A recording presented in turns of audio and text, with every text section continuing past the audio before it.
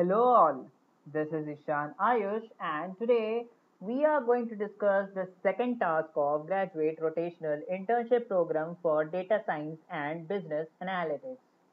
So coming to the second task, it is all about the prediction using unsupervised machine learning where we are going to predict the optimum number of clusters and represent it visually.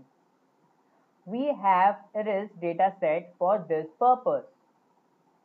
But before checking out the code for this problem, let's talk about unsupervised machine learning. The machine learning algorithm where machine learns from input data to discover hidden patterns in data without the need for human intervention is referred as unsupervised machine learning.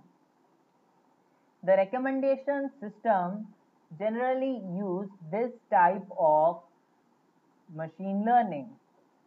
Further, to understand this problem, we need to understand what is clustering. The process of dividing the dataset into groups that consist of similar data points is referred as clustering. Further, we need to understand how can we predict optimum number of clusters.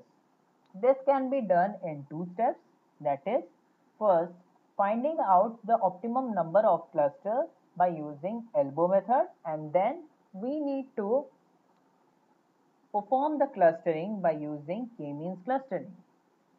So elbow method, this is a technique chooses the optimum number of clusters based on minimum within cluster sum of squares. So minimum within sum of squares, based on that we are going to choose the number of clusters. So here the following steps are followed. We initially compute the k-means algorithm for different values of k, then compute the WCSS for those k clusters. The values are plotted in the graph and knee in the elbow curve represents the optimal number of clusters. Then k-means clustering is performed. K-means clustering is the exclusive clustering method where clustering is performed on the basis of distance measure. This is performed in the following steps as k is chosen. So let's consider those k data points as initial cluster centroid. The distance of other data points are measured from cluster centers.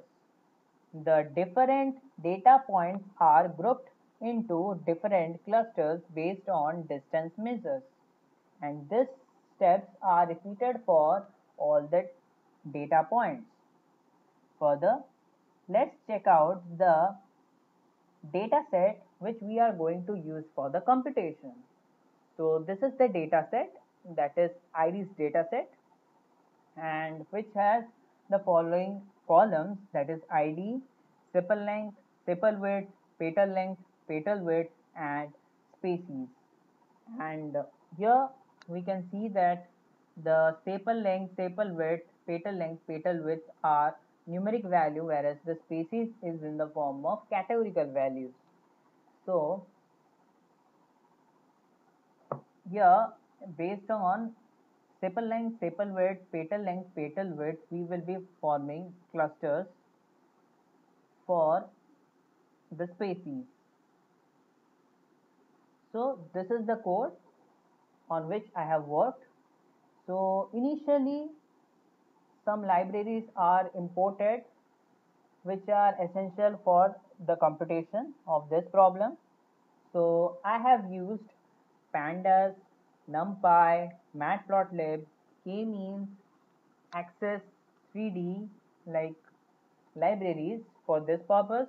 And in the next line of code,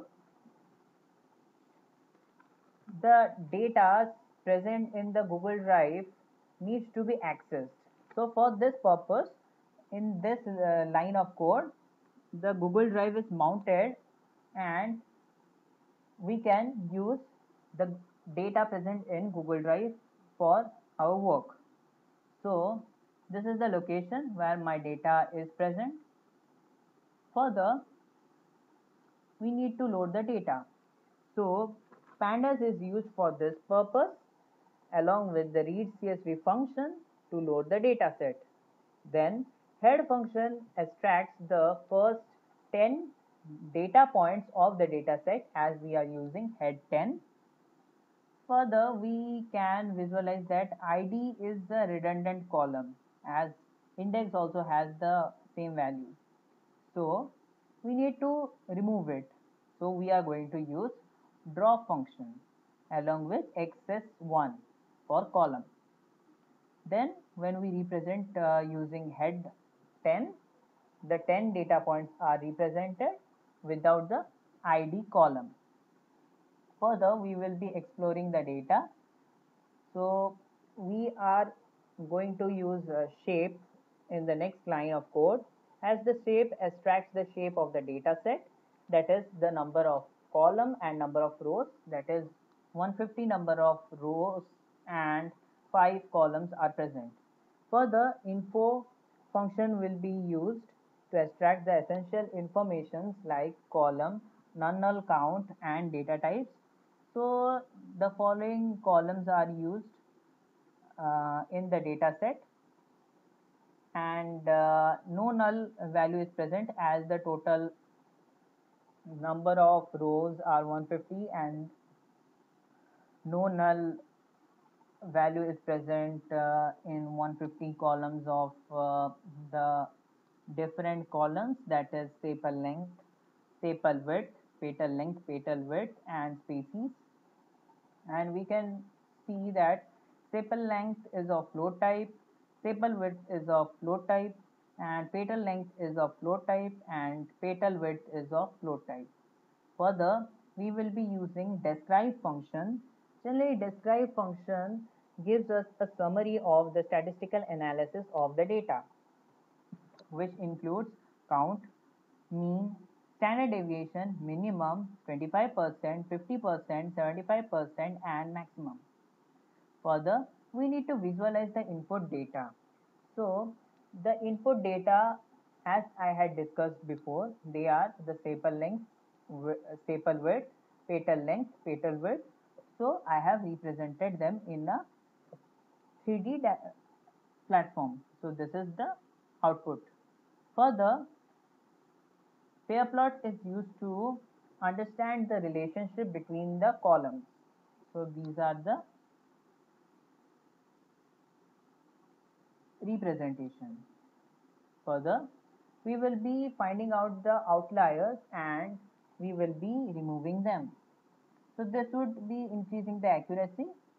So outlier is detected for different columns and we found that the sepal width is having some outliers. So we need to remove those rows. So here we have removed them. Further, the input values, that is x, we are going to store the sepal length, sepal width, petal length and petal width. So all the rows and those columns. Then we need to convert the y values which are in the form of categorical values. So we need to convert it into numeric values. So in order to do so, we are going to use label encoder for this purpose, and here the species is converted into numeric values. Further, elbow method is used where initially we are performing clustering, that is k-means clustering for k values ranging from 1 to 11, and then we are collecting WCSS values, and based on that we are going to plot the graph. and from the graph we can see that there is a knee in 3 value. So the optimum number of clusters is 3. Further, the model is trained by using k-means clustering and 3 optimum number of clusters, and fit function is used to fit x. Here, as we are using unsupervised machine learning, so x is only fitted into the model. Further, we will be visualizing the clusters, that is sepal length and sepal width based on, and then again based on petal length and petal width we can visualize the different data points, and we can check out the centroids of each cluster. These are the centroids, and here in the next code I have done it for petal length and petal width. So these are the respective clusters. Further, we are going to find the accuracy. So we found that accuracy is 89%, and further the confusion matrix is plotted by using heat map. So this is all for this video. Thanks